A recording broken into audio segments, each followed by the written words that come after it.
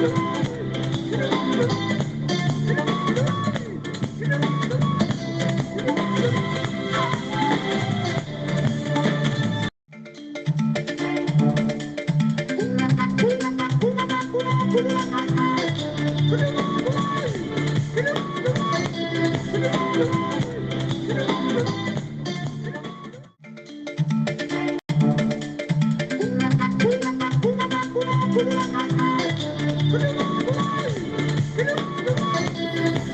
people to join in, and then we can kick off this Facebook live, and it's gonna be short, it's gonna be sweet, it's gonna be loaded with a lot of conspiracy, a lot of facts, a lot of stuff that probably hasn't made the media yet. So thank you very much for tuning in. You can share this Facebook live with your audience.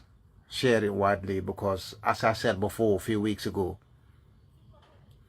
Gambia is at a position where we actually have to get up and fight, because where our country is heading will not be good for anyone.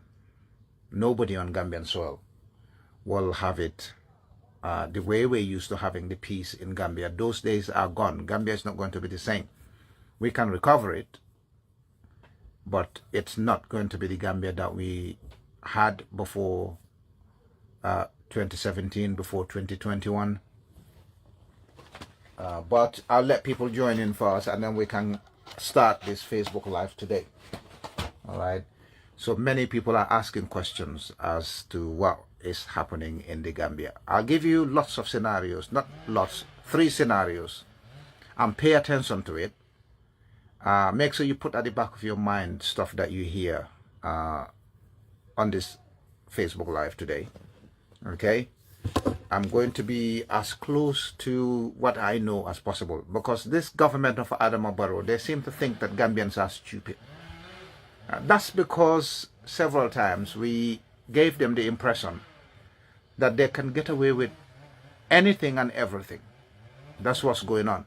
So I'll give it a few minutes, let people join in first, and then I'll start Facebook Live now, so that you guys can hear what's actually happening in the Gambia, what's at play. I believe the government of Adama Barrow are playing a very long game. All right, they're playing a very, very long game, and we need to be aware of the games that governments play when they want to achieve something, or when they want to implement something.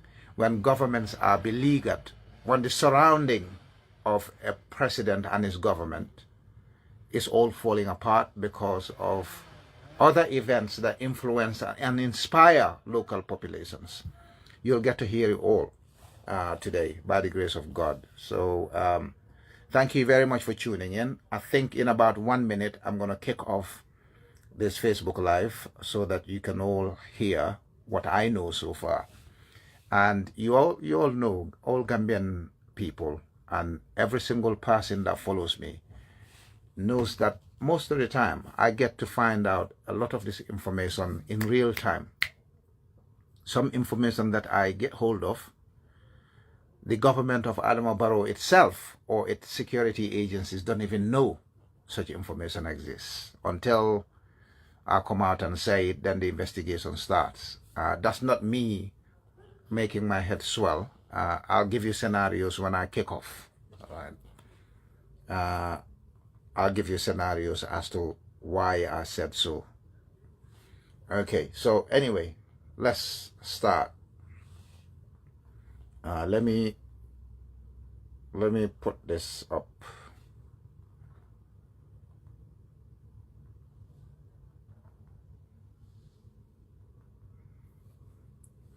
Give me a second.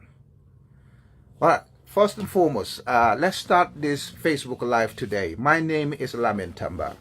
I am Gambian born and bred. I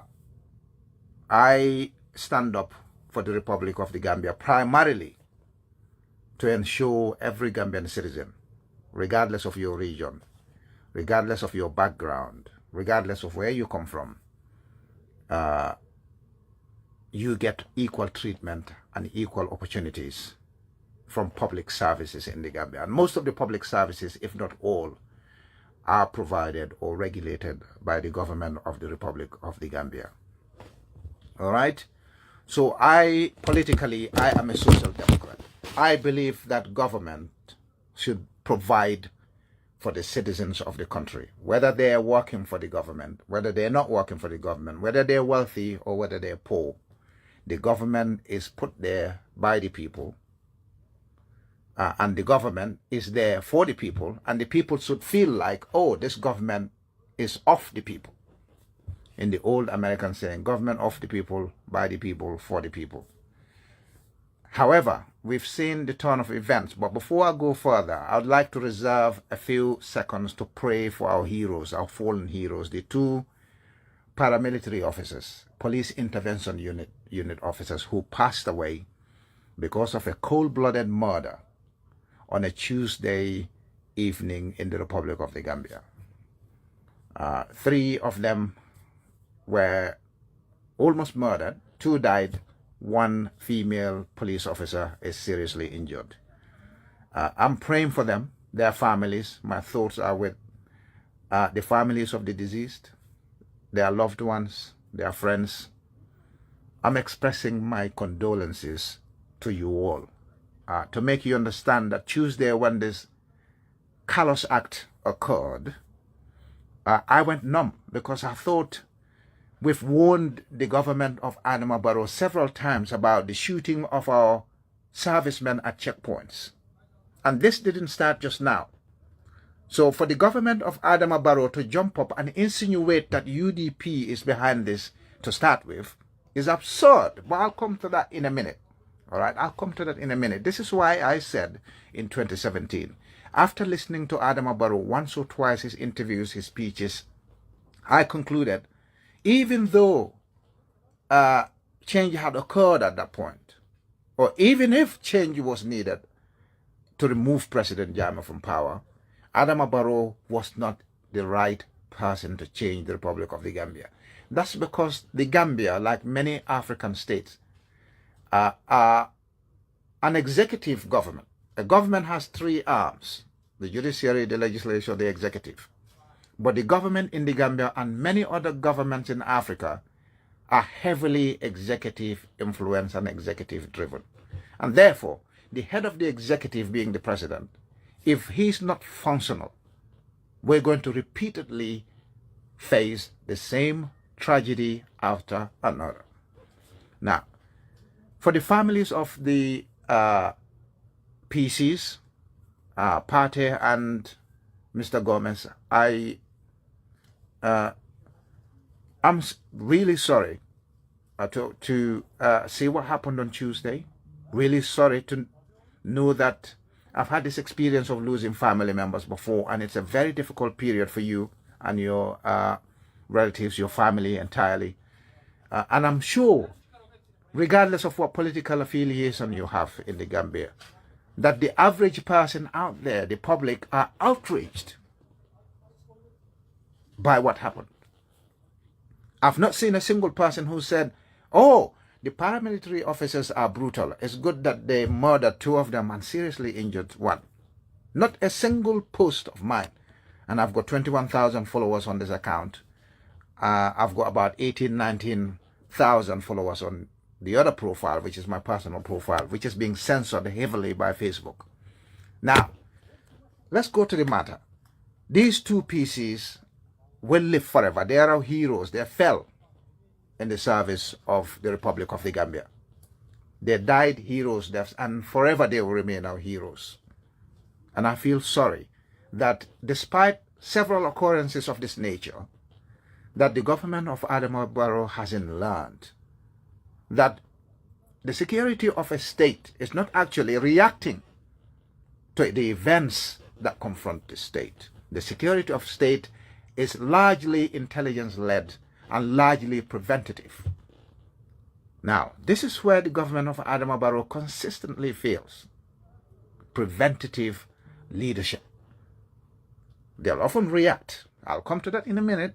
But to start with, what happened here According to sources, reliable sources, these 3 police officers were at a checkpoint, road checkpoint. We have lots of them in the Gambia. Checkpoints where the police mount up their temporary stops, sometimes so that they can investigate the activities of the state, sometimes because they want to calm the traffic on particular routes of the state, sometimes it's because they just want to basically do policing as people would sometimes do, intelligence-led, whatever you call the checkpoints. I have my own view of the countless checkpoints we have in the Gambia. Again, these countless checkpoints will become very important in my Facebook Live today.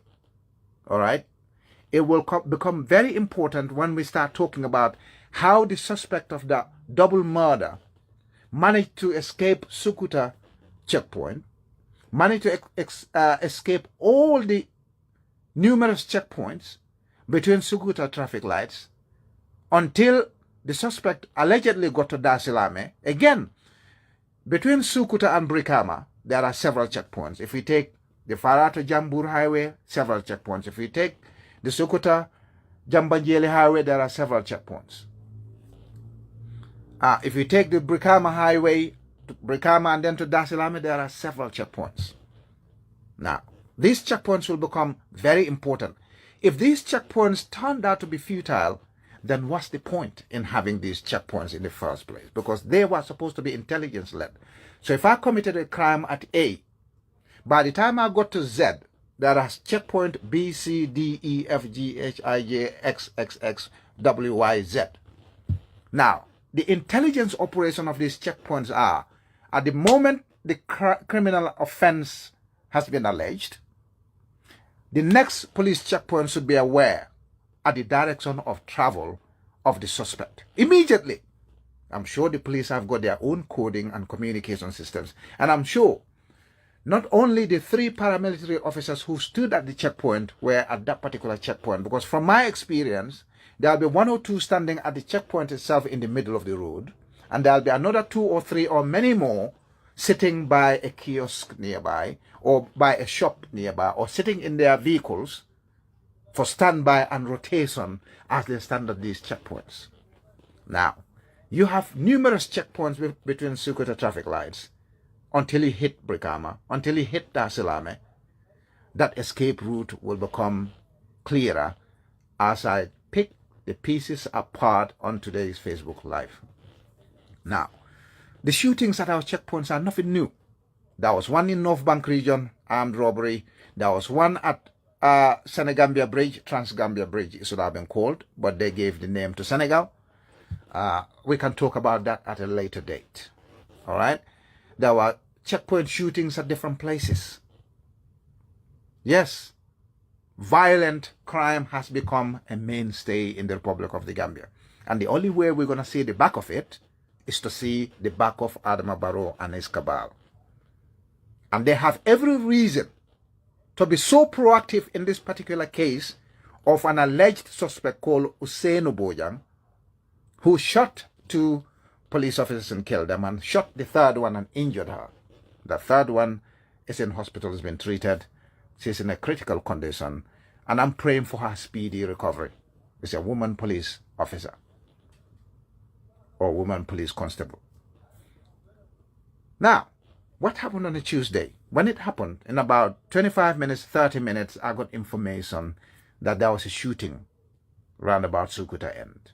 My family lives down that end as well. We live in Jabang, but they travel a lot, especially at that time of the evening, between Senegambia and Jabang, Paradise Estate. I was informed that there was a shooting, but they didn't know what happened. They could hear gunshots. They could see people running helter-skelter. Now, at the point of the shooting, where were the backup paramilitary officers, the other police officers who could have gone on for the rotation of the shifts? Where were they? Where was the vehicle that they brought to that checkpoint? Where was the intelligence information? How come the police in other places? And I'm sure the people didn't just stand there and watch somebody just pull the trigger. And as the shots rang out, nobody rang the police. Nobody confronted the suspect. Nobody chased the suspect. They just stood there and took photos of the vehicle, took photos of whatever they could, and said the suspect fled on foot or whatever, maybe went into another vehicle. The story is not conclusive, because the story is being told by people who have an ulterior motive to turn a genuine crime, or probably a staged crime, into a blame game against the opposition parties. I'll come to that in a minute. The long game they're playing is for us all to untangle, and I'll untangle it. I'll not go into deep evidence that have been sent, because the matter is still being investigated by the police. I'm not going to go into it, because people sent me all sorts of stuff. I don't know which one is true and which one is false. I'm just reading into the government's attitude towards this case. This is a government that previously didn't care. You will shoot drug law enforcement officers, and they'll be in critical condition. They'll let them die instead of taking them to Senegal next door or taking them to Ghana next door to treat them. They'll watch them die. Mamina Baji died because he got seriously injured in operation with the drug law enforcement agency. The treatment would have cost nothing more than $150,000. They refused to fly the man to Senegal or to Ghana to go and get treated, even though his fatal injuries were sustained in operation for the Republic of the Gambia. But we'll come to that. I mean, it's happened so many times. Our security services were shot by Senegalese vehicles at our checkpoints at Farafenye. Our security officers were shot in Kanilai by Senegalese forces or common forces. Our security officers being shot at checkpoints left, right, and center. In fact, a police station was raided by armed robbers, and they took police mobile phones and all the paraphernalia that they wanted to take with them. But let's come back to this particular crime where PC Balde, or is it Pate Diallo, died, and Mr. Gomez. The unfortunate incident happened on Tuesday evening, and I was informed a few minutes later. But then I didn't get most of the information, so I kept it that way. I didn't write about it. I was trying to source the information. Now, the suspect himself fled, apparently, aided by his family members, according to stories. Now, I'm beginning to doubt every single thing that comes out of the government right now, and indeed the police themselves, because the police have got an interest in this case, so that they will not show that they were negligent in their own statutory duty of protecting the public. All right? The police will do everything possible to make themselves look like they did everything possible to prevent this crime, to try and save the shot brothers and sister, to try and apprehend the suspect before he left the Gambian shores. They have a vested interest in this. And as we saw from the spokesman of the Gambia government, who I would rather now, at this point, I want to call him the government spokespoison. All right? He's the spokesperson of the government. I'll call him the government spokespoison, because the Gambia government spokesman is nothing but poison. The guy has got a penchant for basically spreading blatant lies that are obvious to everyone. Okay? So now they're talking about the suspect being a former rebel of the Casamas movement for democratic change in Casamas, or movement of forces for democratic change in Casamas, or MFDC. All right? We call them Casamas rebels to be short. Now, we'll get to that. We're not in Casamas yet. This is Gambia with the numerous police checkpoints we have. So the guy shot these police officers and repeatedly went there, had an argument with them, according to eyewitnesses, the reports we had. Went and argued with the paramilitary officers, came back, went back to his vehicle, picked up a firearm, went back and shot the police officers, and then fled on foot, left his vehicle there. Or maybe he drove the vehicle. Who knows? Because the stories are so inconsistent. I find it very difficult to understand how the Gambia government spokespoison managed to conclude that this guy and his co-conspirators sat in a hotel, discussed stuff, he was paid lots of whatever he was paid, or was given incentives that gave him the motive to go and murder, of all the people, to go and murder the paramilitary officers, the police officers in the Gambia. Two of them, and nearly killed the third. So who were the people who met the suspect in a hotel room or in a motel room and planned the killing of our officers in uniform? That's the question we need to be asking.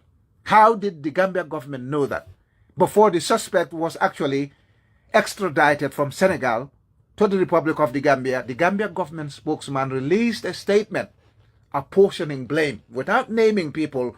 I pointed a finger at UDP if I was reading the Gambia government spokesman's press release. My finger would be going down in that direction straight away based on the Gambia government spokesman's press release. How did he know that the suspect was still in Casamas according to them? I'll come to that.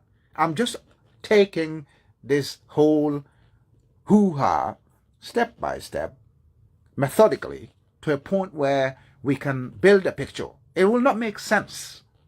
The picture will not make sense. It's like dipping a crab in ink and putting it on an A4 white paper.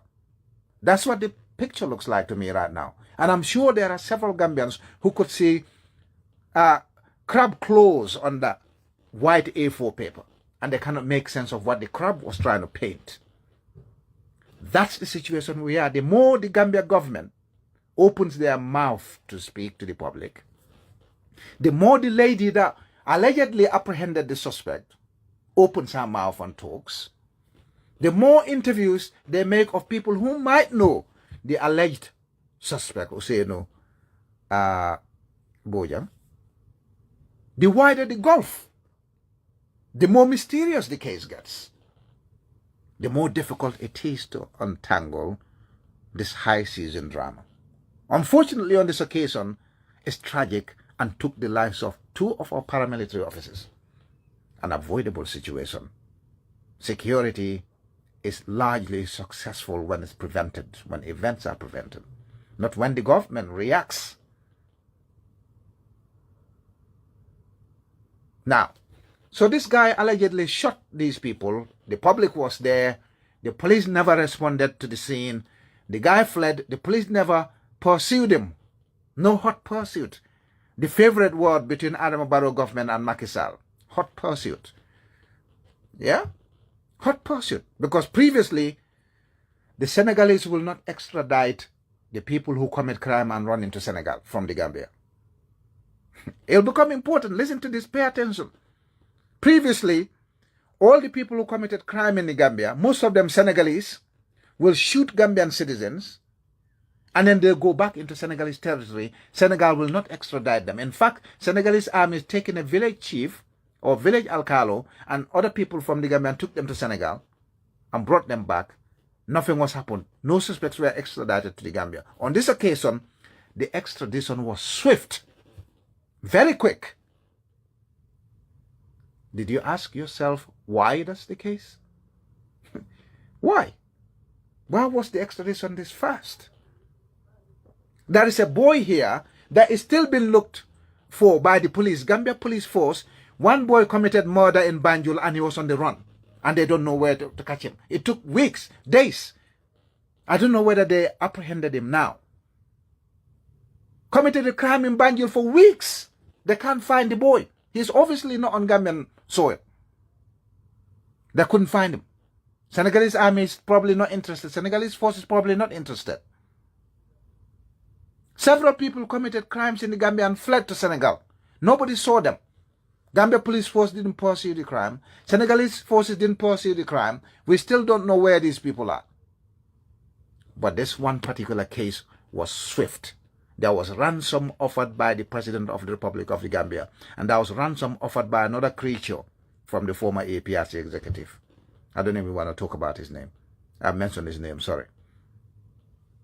Why was this particular case so efficiently dealt with between the two states? For the first time. For the first time, brothers and sisters. I'll come to it. It's a long game. So you got to be patient with me as I break down these pieces one by one. So he shot somebody at the scene. No reaction from the police. No trigger was given to the army because the army could have barricaded at the front of their barracks, just in front of the airport, Yundum barracks. Kartong would have been ready, the outpost. Brikama would have been ready. We have a army barracks in Dar es Salaam, for God's sake. Just a simple mobile phone. Even if the police radios were not working properly. Did the police radios work properly? Are the police systems functioning?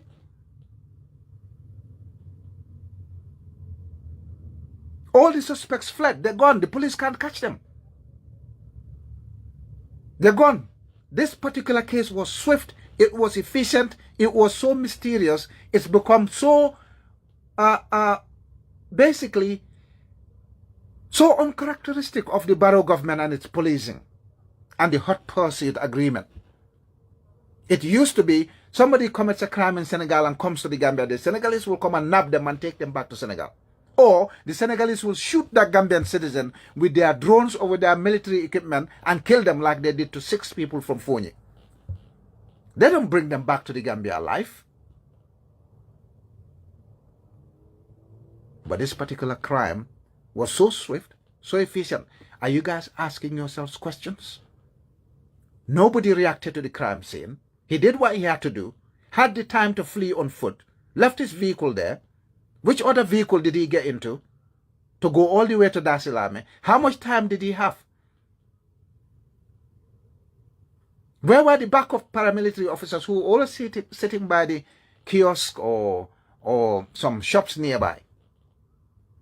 Did they all leg it? Did the police communication fail? Did all the checkpoints go to sleep?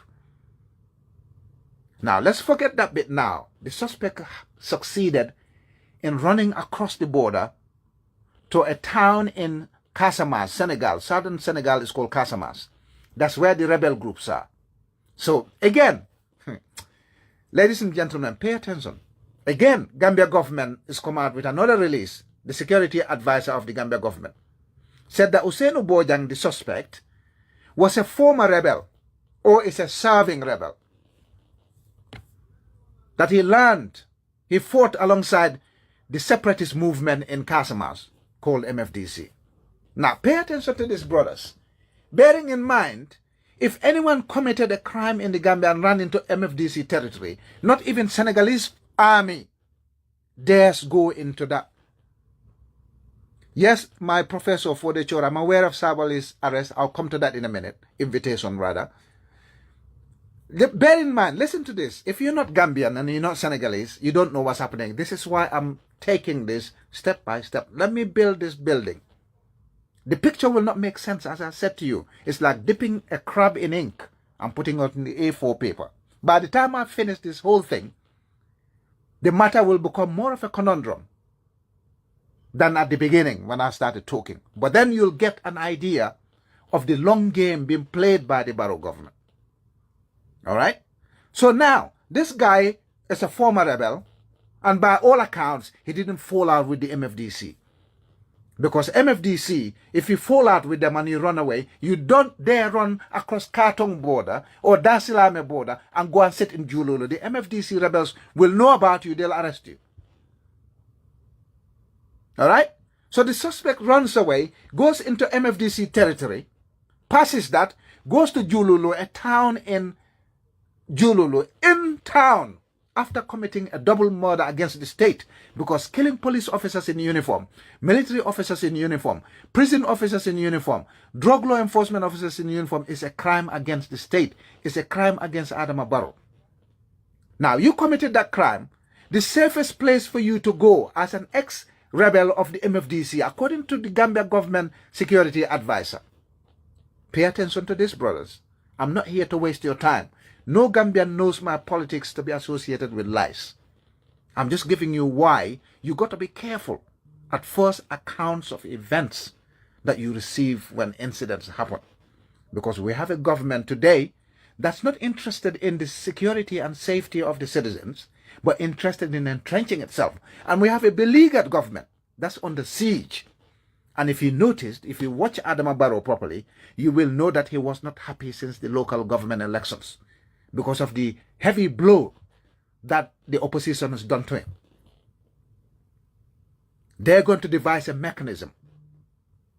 All right? They're going to devise a mechanism to be able to stop the opposition before 2026. Pay attention to this. I'll come to that. That's the last recommendations and conclusions I'll give you. The scenarios will come. I'm just building a picture which still will not make sense despite my efforts to build that building so you can see the vivid image. It will not make sense for now. If he was a rebel, he didn't fall out with MFDC, because the last thing you want is being a rebel in Casamance. You fall out with MFDC and you hide in Gunjur. MFDC rebels, Casamance and Gambia is like no proper security in between. The rebels come in and out. In fact, in 2018, 2019, Gambia government said they arrested some rebels around about Madiana End, I think, Combo South. They arrested rebels there. That came quickly after they accused Fonyi of harboring MFDC rebels. They found no rebel in Fonyi, but they found some rebels in Combo South.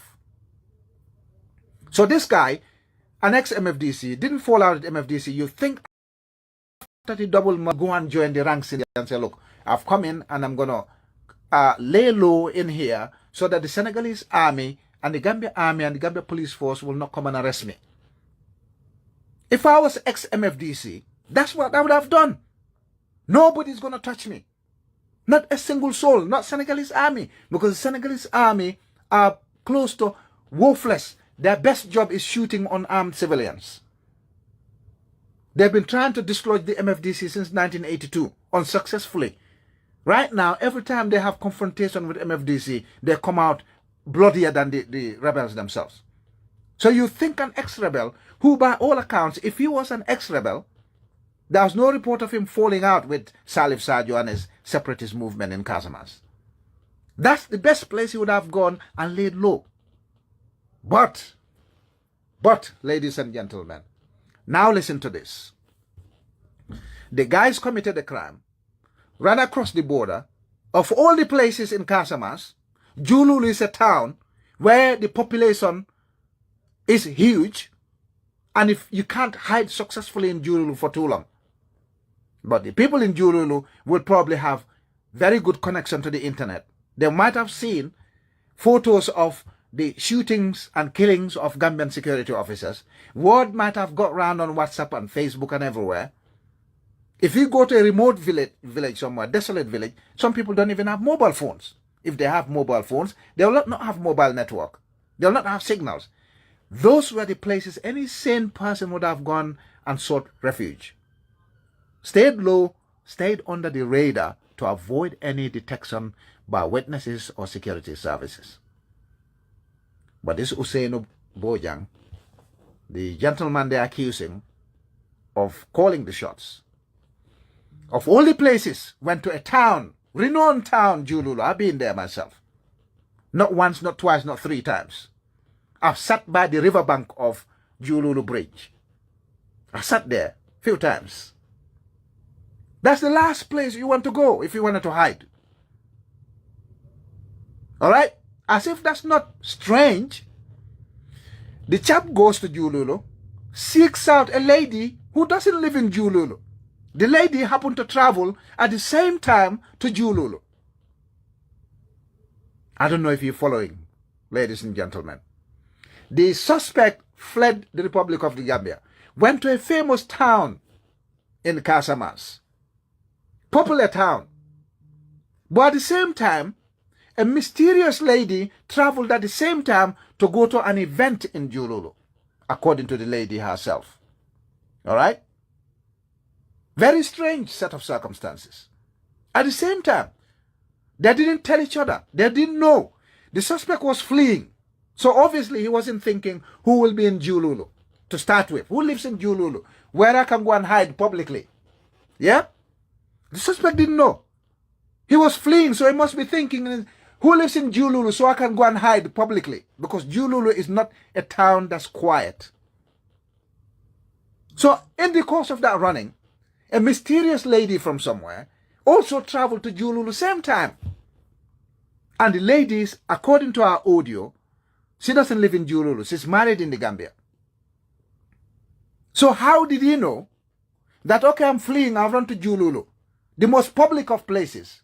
But in Jululu, there must be this lady that I can go and ask to hide me.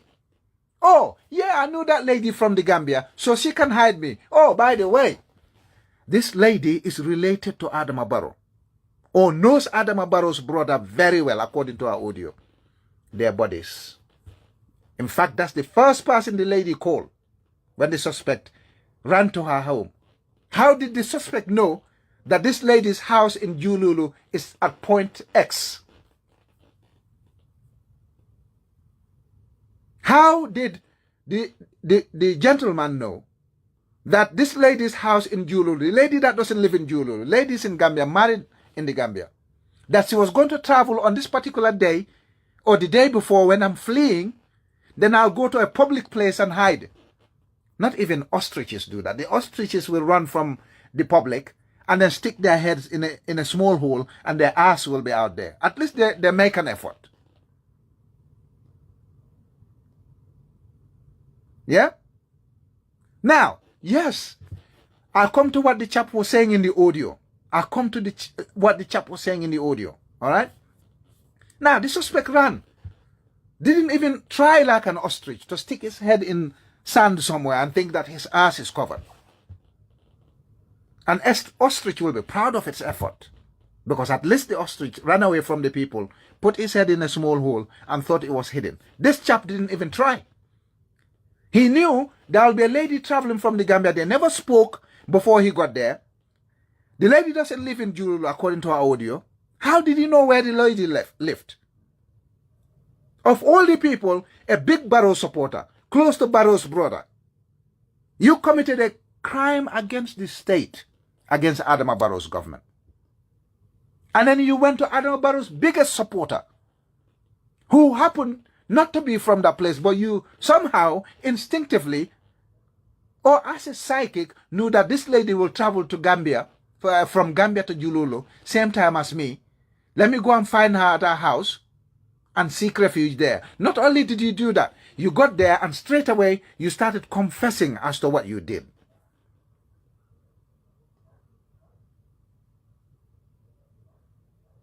So, brothers and sisters, the lady too, the conversation starts. If I see somebody I know, if I met Mamadou Sabali, who was invited to the police station for questioning, again, intimidating the opposition. Adama Barrow is learning from Macky Sall, but he will not succeed, because we're not going to take that sort of brutality at all, at any level, because the opposition is now bigger than the government itself. We're not going to take that. But let me come back to it. Lady met somebody she knew. You meet somebody you knew, right? Your friends or your neighbors. Straight away you pull out your recorder and you start recording the chap. Why? Isn't that strange? You met somebody you knew. I met 4-day short today. Or I met my beautiful sister, Tida Bobo Kijera. And I pull out my recorder. I start recording and Tida says, "Oh, Mr. Lamin Tamba, are you recording me?" That's what the lady said in our audio. We could hear it. So she said Useno asked if she was recording him. Why would you meet somebody you knew before, your friends or your neighbors? This is not like you in a police interrogation room, or somebody's actually told you that's the suspect, or that's somebody that did that. So record, start asking him questions and record him secretly. This is somebody she knew. Weirdly enough, they met at a strange place at the same time. And the guy straight away confessed. And the guy straight away asked a big Barrow supporter, probably related to Barrow or Barrow's brother, to help him conceal a crime against Adama Barrow and his brother. And then she starts recording and the guy says, "Oh, are you recording me?" She says, "No, I'm not recording. Why would I record you? Here's my phone. My phone is in my hand." So what was she using to record the guy? And why record him? Who does that?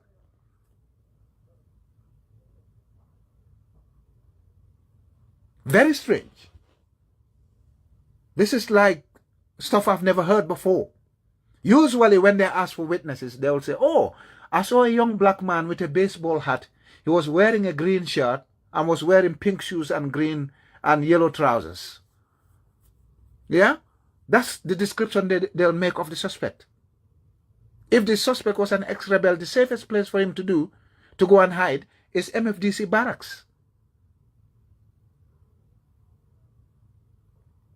So the lady says, oh, I recorded him. And the lady again dug a hole for herself.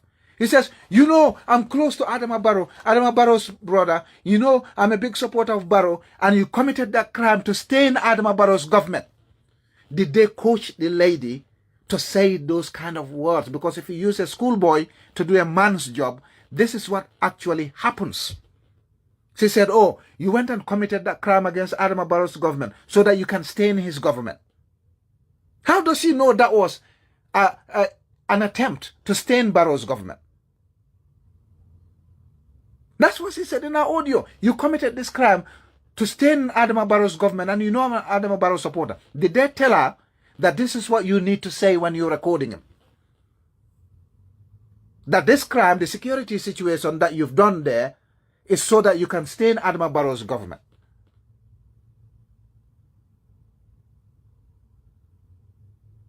Why? Why would you go there anyway? You met somebody, oh, I killed 2 people. First and foremost, if I kill 2 people and I told my next door neighbor, they will be absolutely livid. The last thing they'll think about is a tape recorder or another phone recording me or recording me secretly on the phone. They'll be up in arms. But the woman was calm, calculated, and said things that raised questions, and I sat down and thought, she's talking about staining Adama Barrow's government. Why would she talk about that? Why would she mention that?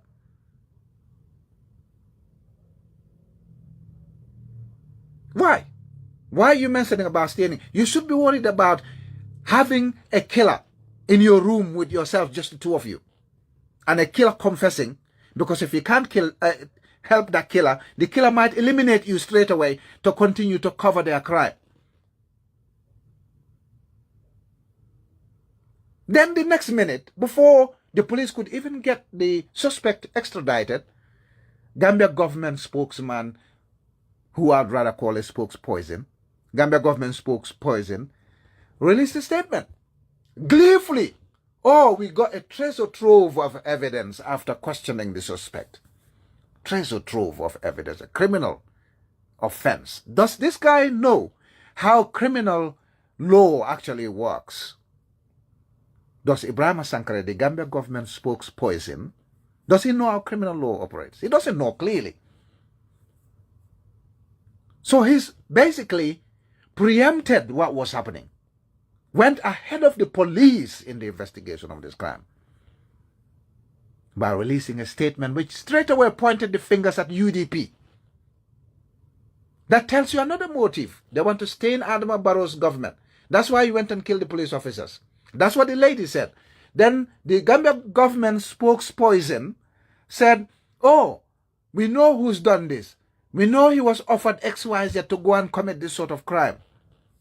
We'll soon get to the bottom. We've got a treasure trove of evidence.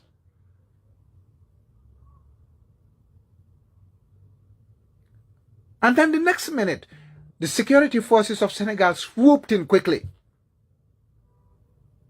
And straight away, same day, maybe within few hours, the suspect was being extradited to the Gambia, something that's never happened. Not even during President Jammeh's time. Straight away, he was extradited to the Gambia, brought back, interviewed. Oh, he confessed to the killing of 2 paramilitary officers.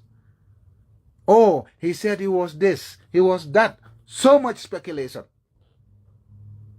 Today, the Gambia government security advisors come out and said he is a rebel. He served in the ranks of the MFDC, XYZ. Somehow, this suspect forgot to go and hide where the MFDC is.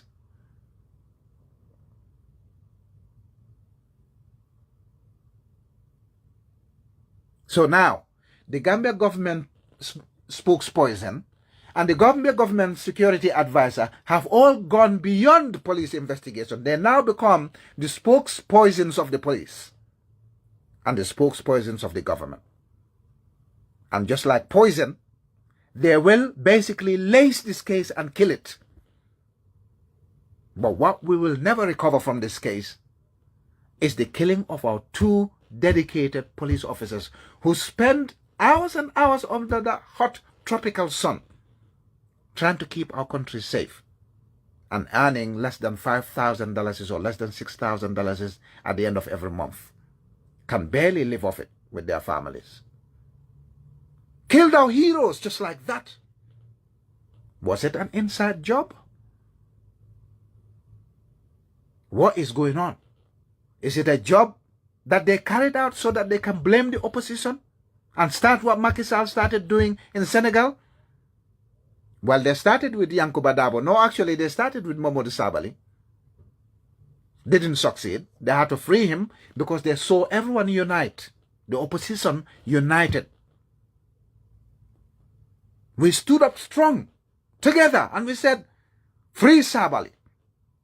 Because what you're doing is intimidation of the opposition. Sabally didn't say anything that was worth calling him to a police station. And then again today, because of the incident that happened, they've gone and arrested, called in Mohamed Sabally for questioning. But where's the lady? The Jululum lady who happened to travel same time as the suspect. They met at the same place. She had a recorder. She had a phone call. She knew who to call first when she finds the suspect. Have they wired the $1 million to her? Or was that $1 million going to Usainu Bojang himself? If it's true that Usainu Bojang pulled the trigger, could they silence him with that money? Is that why he confessed quickly? So that he can say he done the crime? Is that million going to Usainu Bojang himself?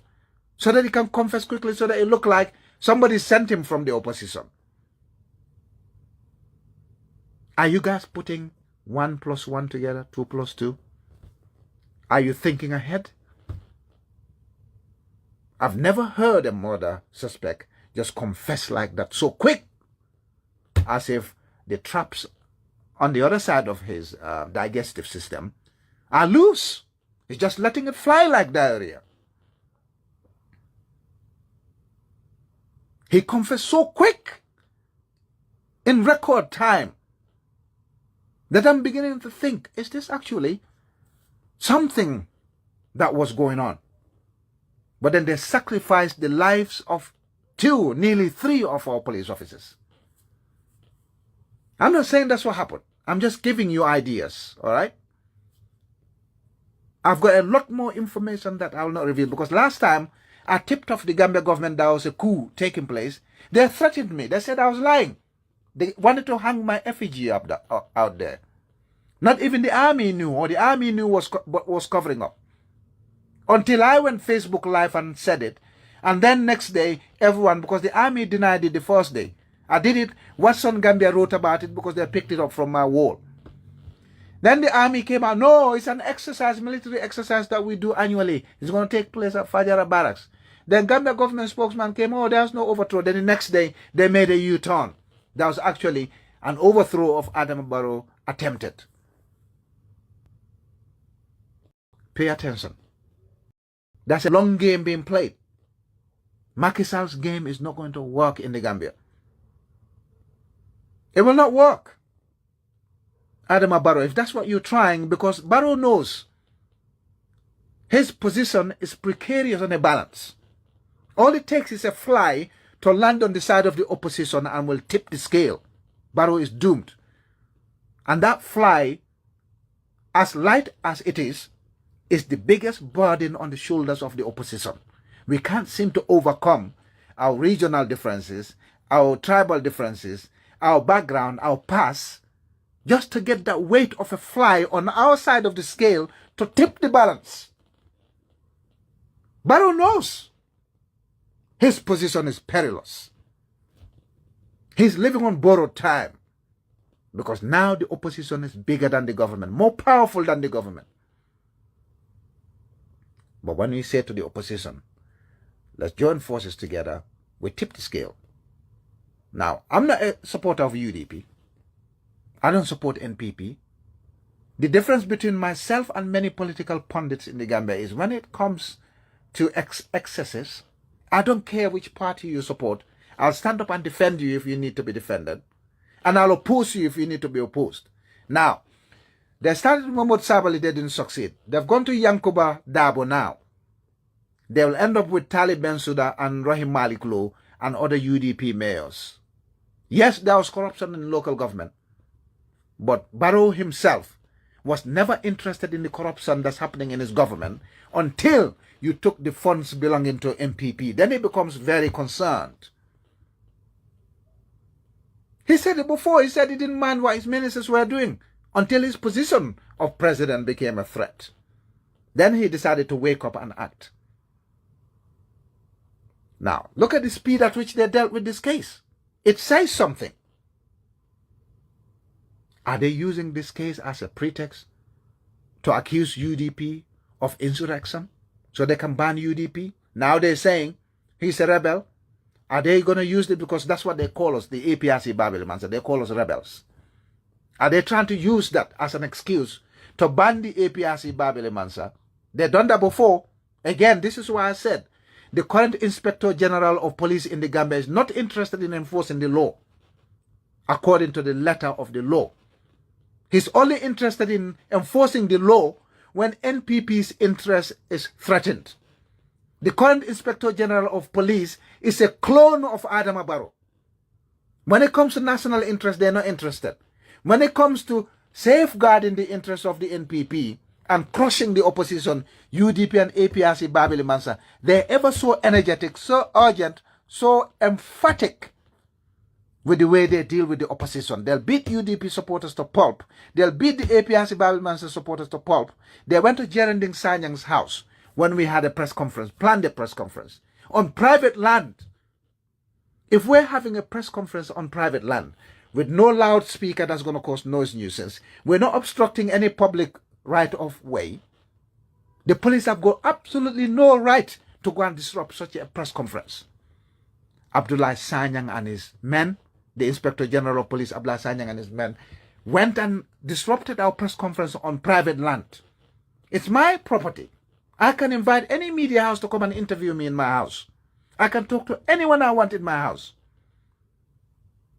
The police have got no right to go into private property to stop a press conference, but they did anyway because us, the APRC Babili Mansa, were not supporting Adama Barrow and his NPP.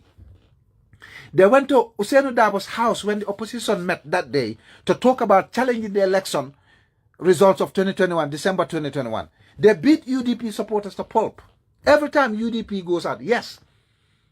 Barrow himself stood up and said, I gassed them here. I beat them up. Who told them a bag of sugar or a bag of salt is heavy? That's the specialism of this Gambia police force in its modern formation. Beating the opposition to pulp. They'll do nothing to the NPP. There's an NPP lady who came out and said deplorable things against Jolas before local government elections, thinking that by releasing an audio like that, people will shun the UDP candidates and vote for Bakari Baji and vote for the candidates, CDC they put up in West Coast region and other regions. They didn't pick the lady up for incitement. Dusano and others went and beat somebody of GDC supporters up apparently or broke their phone.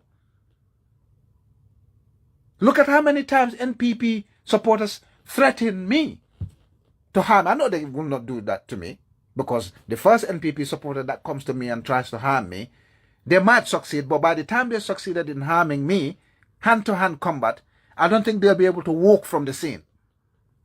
I'm not scared. I'm not fearful of any of them.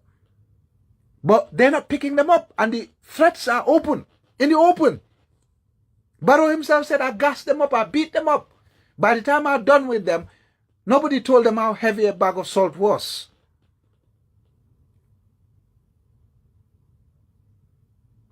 How many times have crimes occurred where 70 children were killed by doctors under Adama Barrow government via poisonous medicine?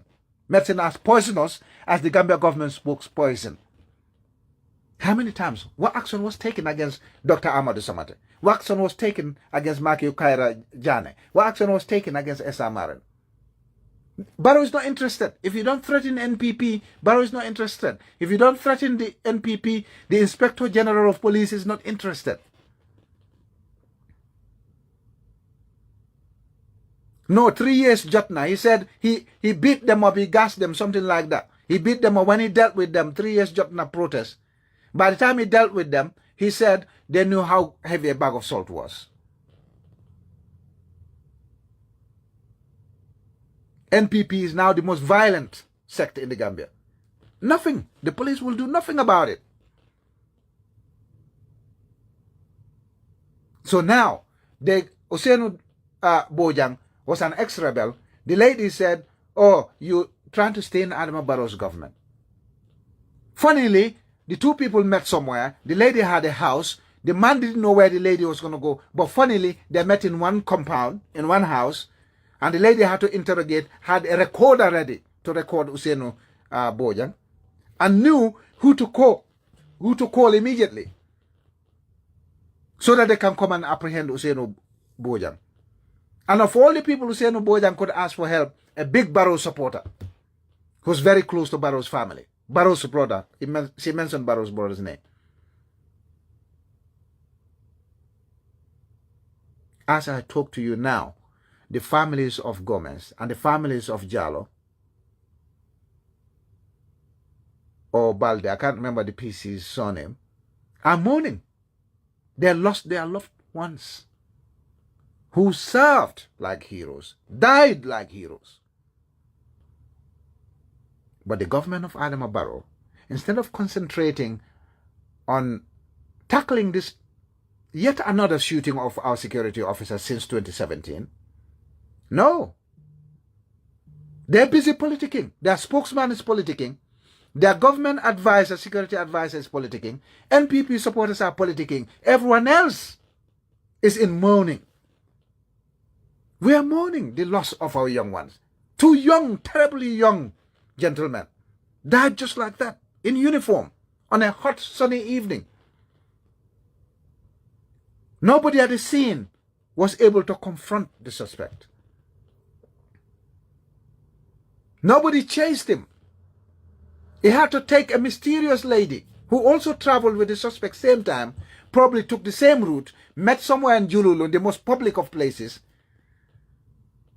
and then the evidence started coming back.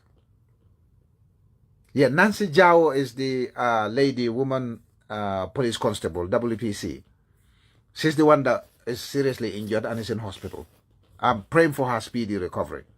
The other 2 died. I think it's Jallo and Gomez. 2 young boys. They did nothing other than serve their nation. And what they did was serve a government that seemed not to care about protecting their colleagues that are now. Since this happened now, what did the government do? They never came out and said, we're reviewing police communications, we're reviewing the positions of the checkpoints, we're reviewing the routes in and out of the country, we're reviewing the backup of our checkpoints just in case, we're reviewing how we can make checkpoints safe or bulletproof or lead intelligent policing rather than being there in person. And they said, oh, Usenu Bojang said he's had this gun for a long time. They don't have that gun in their inventory. They don't have those bullets in the Gambia Police Force and Gambia Army inventory. He never served the police, never served the army. But at the beginning, NPP supporters were saying Usenu Bojang was an employee of the Brikama Area Council, executive member or something like that. Again, trying to pin the blame on the UDP to get Yankuba Dabo, who's now been tried for sedition. Yes, Yankuba Dabo's language was deplorable. But if you want to jail every Gambian citizen who insults people in politics, as I said before, again, this is where I said the opposition just needs the weight of a fly to tip the scale against Adama Barrow. To remove Adama Barrow, we just need the weight of a fly to land on our scale. And we'll tip him. But that weight of a fly sounds like it's 1,000,000 tons on the shoulders of the opposition. On our shoulders, that little fly that will tip the scale in our favor is as heavy as 1,000,000 tons. As far as the Gambian opposition is concerned, we can never seem to unite.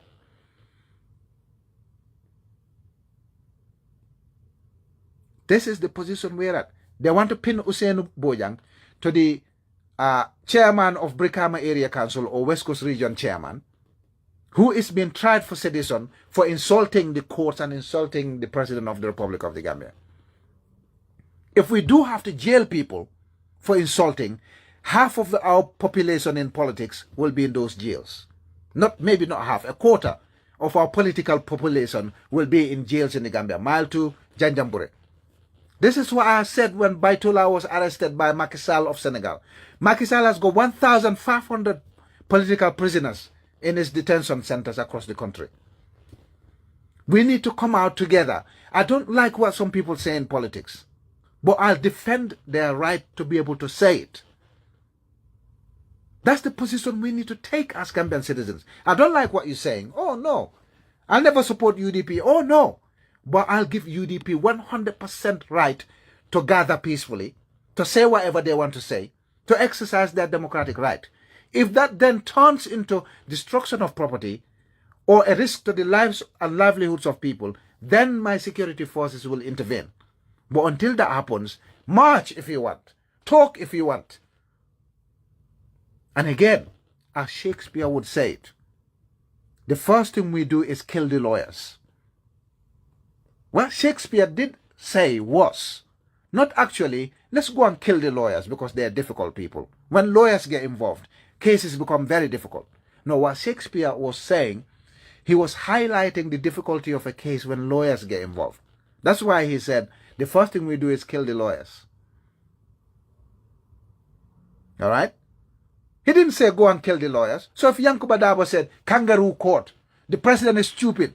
I mean, how can you run a political discourse in the Gambia and not expect people to... Kangaroo court doesn't actually mean that the court interpreted the law wrongly or they were biased. It could be the court was actually adjourning the case and increasing the length people spend in detention rather than dealing with custody cases quickly. A lot of the cases in the Gambia will be 1 day's hearing at the High Court and they're finished. They'll adjourn the case, they'll adjourn it, and an innocent person will be in prison for 2 years. That's the definition of a kangaroo court, and Yankuba Dabo was right in that instance. I will not use the profanity that he belched out on that day. He spewed some very foul language, but that's Gambian politics. That's politics worldwide. You go online and see what they're calling Joe Biden in America. Joe Biden went to Maui in Hawaii where the fire ravaged the whole island.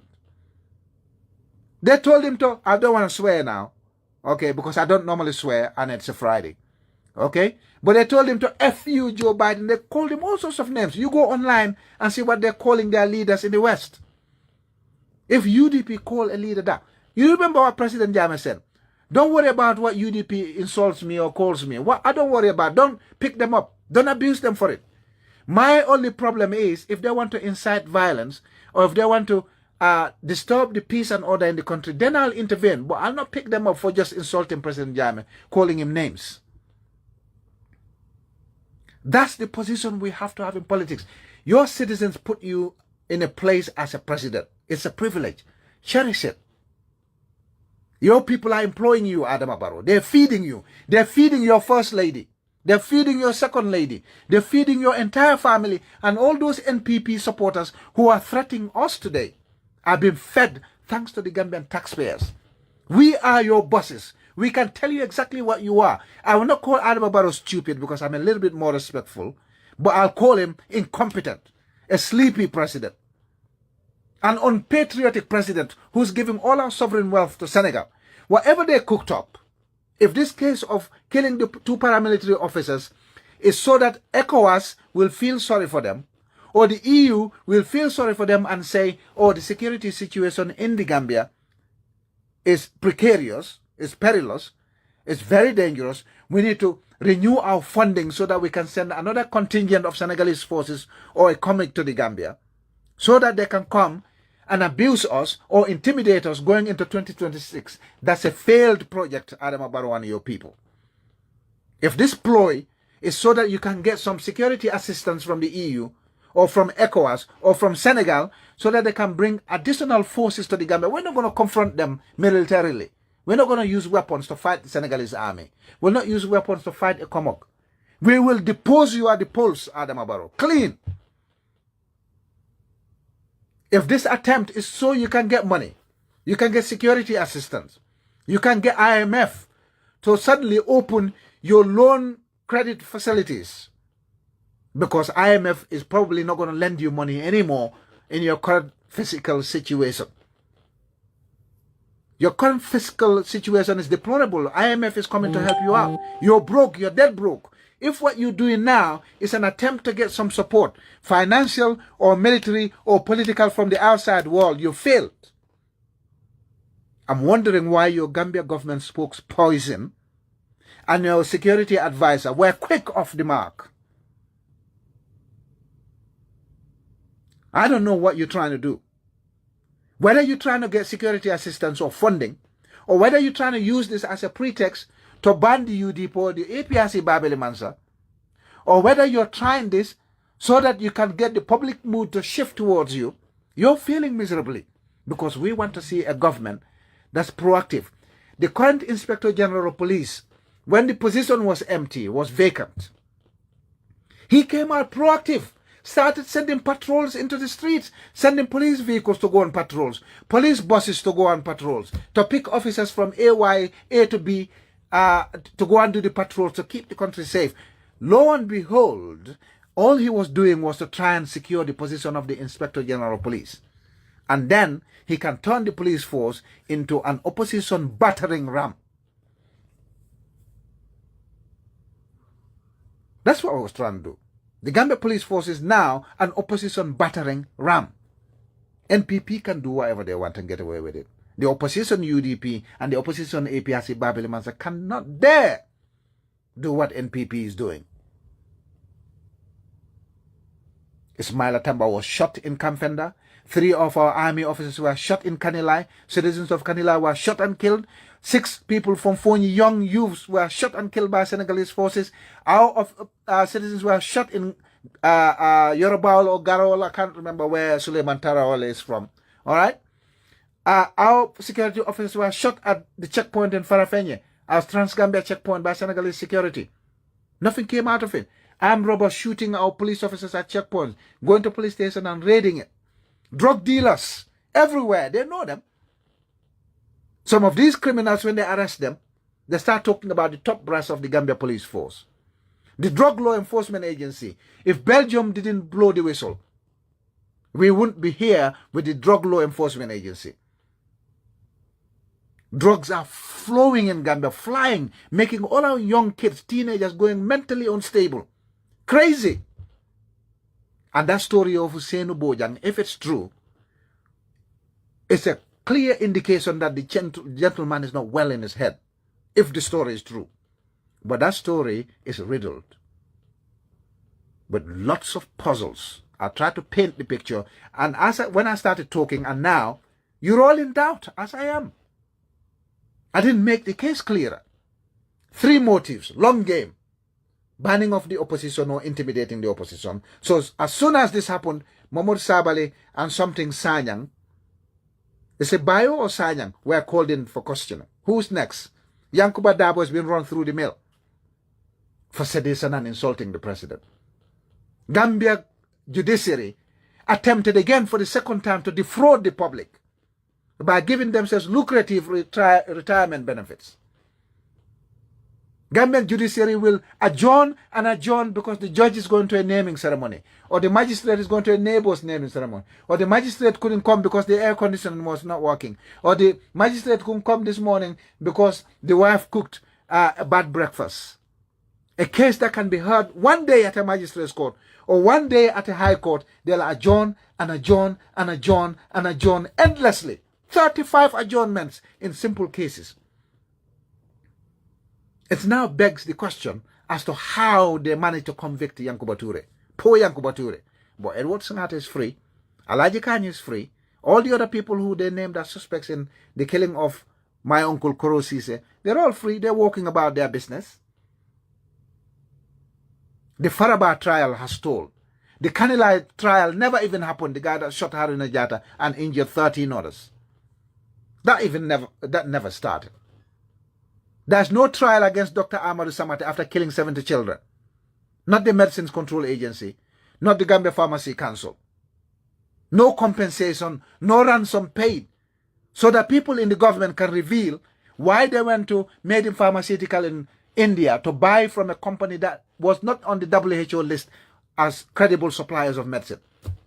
Why didn't Adama Barrow pay ransom to anybody in the Ministry of Health or Medicines Control Agency or Gambia Pharmacy Council who will come up with information to implicate Dr. Samate, Kaira Jane, and Esa Marino? No, it's not interested because that didn't threaten NPP. This shooting of paramilitary officers is gone political. That will threaten the NPP. Again, that's one of the latest shootings of our security forces in the Gambia. Nothing's going to come out of it. No, apparently they haven't seen the gun yet. They haven't got the murder weapon. But the murder weapon of the late Koro Sisa was not available, and they still convicted Yankuba Toure.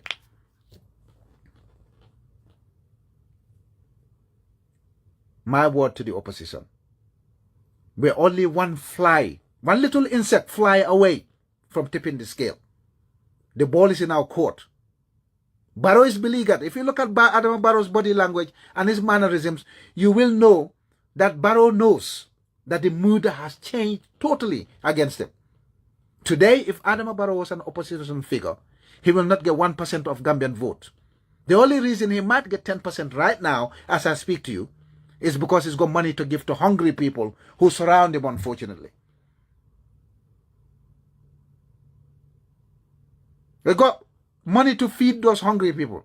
They'll shout his name, but they know, even they know, that the security situation in the country has gone down the pan. This is the situation we're at. Okay, Sonko guy, Bayo Sonko was called in. Sorry, thank you guys. Bayo Sonko was called into questioning with Mohamed Sabah. Both of them UDP. Next will be APRC Babel Mansa. They're threatened that we cannot celebrate 22nd July. Again, you don't have to like us, but allow us to have our democratic right to celebrate any day of the world. That's the difference between my politics and many Gambians, unfortunately. I'll allow UDP to come and stand on my doorstep and dance. When their feet get so basically covered in dust and they start hurting, they'll go home and sleep. That's their problem. I'll allow GDC to come and stand at my neighbor's rooftop and shout and scream. It's up to them. When their voices get coarse and they can no longer shout, they'll go home. I will not like what you said, but I'll allow you the floor to say it. You cannot intimidate us, NPP. It's not going to happen. You can try and pin this crime to UDP. Maybe they did it. I don't know. As I said to you, the story is not conclusive. I know actually. But I cannot tell you guys now because I haven't had the opportunity to corroborate some of the information I have. I've spoken to my usual sources. So they've given me strong indications as to what's at play. But whatever is at play, the opposition will come out and play a game to counter it. You play it. We're ready. We're ready. We're not going to back down. You play it. If you want to go and beg money from the EU, because the EU said they're no longer going to pay the ECOMOG in Gambia. They're not paying the Senegalese forces. That's why the ECOMOG contingent has started leaving. And again, there are lots of government overthrows in West Africa. This is why NPP are apprehensive. They're scared, they're afraid, because there's overthrow everywhere. And Adama Barrow is hanging by a thread. I don't want him to be overthrown, no. But politically, it's just a thread. Like I said to you, the scale is on the side of the opposition, right? It's like this teetering on the brink of tipping it to the opposition. We just need one fly to land on the side of the opposition. But us, the opposition, are making this fly look like it's the heaviest thing that existed on Mother Earth. And everybody knows the mood is changing in West Africa. He picked up a comedian, Gambian comedian, Bora, who said any president who's not acting in the interest of their nation, their people, needs to be overthrown by the army. Adama Barrow and his government went and arrested him for that statement. So clearly, Adama Barrow knows he's not acting in the interest of the Gambian people. Because if he was, why would you be worried about a statement like that? If you're not acting in the interest of your people, you should be overthrown by the army. And then they went and picked up Alaji Bora.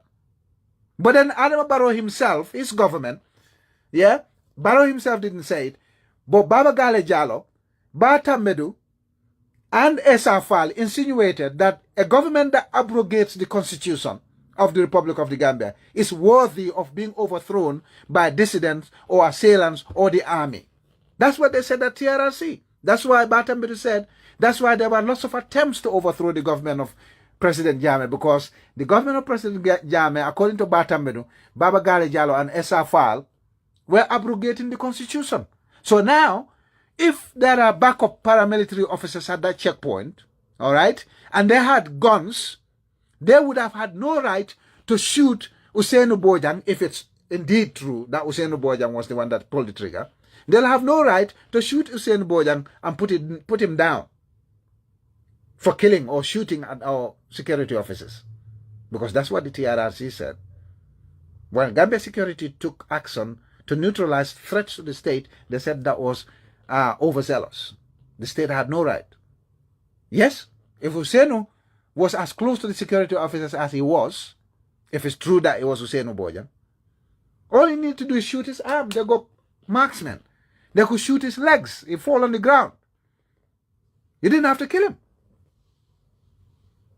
Why did the Senegalese forces have to kill those Fonyi boys, 6 of them? You don't have to kill civilians. They don't have any weapons. Take their arms out. You got marksmen. If you're doing this, Adama Barrow, because you want the EU or ECOWAS to think, oh, the security situation in Gambia is bad, let's take the money and give it to them. Or Macky Sall to say, oh, Adama Barrow, I think you're in serious trouble. Let me send another contingent of Senegalese forces to the Gambia. You failed. If you're looking for money, you failed. If you're looking for an opportunity to pounce on the opposition, you failed. May the real killer of our 2 fallen heroes be found. May the true motive of killing our 2 fallen heroes be found. Let's give these heroes a heroic send-off, something that Adama Barrow cannot do, because we've seen them fail at state funerals several times. President Jawara's one is the one that comes to my mind now. They made a hash of President Jawara's funeral. Terrible. Adama Barrow's government, classless, clueless. The security of the state is being on the front foot. Patrols regularly. Give our Gambian National Army the opportunity to patrol the street. Gambian National Army is not as bad as you thought when you came to power. Even if they were, you had 7 years to change the army. Security sector reform. Again, another failure. So this is why I said this whole shooting is pointing back at the investigators themselves, the government of Adama Barrow. Gambia government spokesman, you told us that Gambia army had Casamas rebels in it. One of them was Salif Sajo's son, who was Omar Sajo. The Gambia courts said, you and Gambia immigration are lying against Omar Sajo because they vindicated the guy. They quashed all your allegations. And now you have to pay Omar Sajo huge compensation because it's found out the guy was just a gallant soldier, served the Gambia with dedication for 13 years in the Gambia Armed Forces. You labeled him, you stained his character, you called him names, you sacked him unfairly. The Gambian courts have reinstated his rights. So Ibrahima Sankara, the Gambia government spokes poison. You have built a reputation for lying. You said you had no agreement with President Jammeh to keep peace in Gambia. But when President Jammeh started talking during the presidential election, you said President Jammeh needs to remember that he has an agreement with the government of Adama Barrow. An agreement that you guys didn't keep in the first place, but you wanted President Jammeh to keep it. An agreement that you denied in the first place, but you wanted President Jammeh to keep an agreement that you denied. We come to the shooting. You're trying to pin it on the UDP. It's going to go on that rigmarole. It's going to go on that gyratory. And you're going to try and drag APRC Babylon Mansa into it. Because now you're desperate. You're trying to do everything on the run-up to the 2026 elections. Unfortunately, I will not go ahead of the investigation. One day I'll come back here again, if I'm alive and kicking. And I'll give you a little bit more detail as to what's at play, but I gave you three motives. One, sympathy, seeking sympathy from the EU, the ECOWAS, and international bodies, and Senegal, obviously, for Barrow's security situation to be ramped up. That's motive number one. Whether that's what they did it for, I don't know. Motive number two, the opposition is too powerful. Barrow was humiliated in the National Assembly elections last year. He pumped loads of money again in the local government election. We humiliated him again. And he's got a grand coalition of 14 parties, I think. 14? And the opposition still trumped him, left him with a bloody nose. He was not happy since. If you look at Adama Barrow, you know he's not happy with his coalition. Motive number one, sympathy seeking and fund seeking, because they can't borrow any more money. The IMF isn't there to help them out. Gambia government is broke. They're not even talking about the UN General Assembly like they used to anymore. Barrow has banned international travel. He had to be desperate to do it. Sympathy seeking, trying to ramp up security, maybe with the help of Senegal, his boss in Senegal, Macky Sall, who probably doesn't look happy with the fact that Gambia armed forces are not going to go to Niger to fight for France. Yeah, take black faces to go and fight with other black faces so that the white face in France can be happy. Sorry, I'm not being racist. I'm just giving you an analogy. This is what the imperialists did to us for 500 years. We fight between us and they come and take our sovereign wealth as we're busy fighting. So now, the Gambia Armed Forces, reliable sources told me, the senior army officers advised the Chief of Defense Staff that Gambia was not ready to go to Niger to fight. And therefore, they'll recommend that Gambia is not deployed to Niger to fight for France's sake. Not for Gambia's interest, not for Senegal's interest, not for Nigeria's interest, but to appease the French. So now the Chief of Defense Staff of the Army, Gambia Armed Forces, is in a situation where they might force him to retire quickly, or they might deploy him to foreign service, because the advice he gave to the government, which is correct. Gambia Army doesn't even, they can't even eat at home. They can't eat. They contribute money between themselves to be able to buy decent meals when they're on duty. They can't travel to and from duties. They don't have weapons. Most of their heavy weaponry was confiscated by the Senegalese army or ECOMIC and destroyed. So all they have is the M4 rifles. Yeah, that's it. That's all they have. Their surface-to-air guns have all been taken. Their heavy weaponry and machine guns all been taken. They claim they have been destroyed. I've got different belief. You want to take such an army, ragtag army, to go and fight against Niger. The advice they gave Adama Barrow was correct. I'm sure Macky Sall heard about it. He's not happy with Adama Barrow these days. Macky Sall himself is besieged. But I'll come back again. As this case develops with the now police spokespersons, the Gambia Security Advisor is now a spokesperson for the police. The Gambia government spokesperson is now a spokesperson for the police. Some of the media houses who are on NPP payroll are now spokespersons for the police and for the Barrow government. And you can tell, it's palpable. You can tell where they want to drive this whole scenario. But a government that sacrifices their children to assume power will not hesitate to sacrifice our serving men to be able to cling on to power. And on that note, ladies and gentlemen, pay attention to this. A government that sacrifices their family members, their children, to assume power will not hesitate to sacrifice their serving men to cling on to power. I've asked questions. I want answers. We want answers. Until we get those answers, the mystery continues. The murder mystery unravels. The case gets wider and wider. And as I said before, this Facebook Live was going to be short, was going to be swift, was going to be sweet. There's nothing sweet about the loss of our brothers and the serious injuries that our sister in hospital is suffering from. I'm hoping she will recover fully. But if she needs treatment that the dead hospitals of Adama Barrow cannot provide, we need to fly her at any cost, all cost, to ensure she survives this tragic incident. It's shocking, it's annoying, it's inexcusable. Nobody can understand this. It's unfathomable. It's totally unfathomable. You can't understand where it started, where it occurred, where it's heading. I can sort of guess where it's going to end.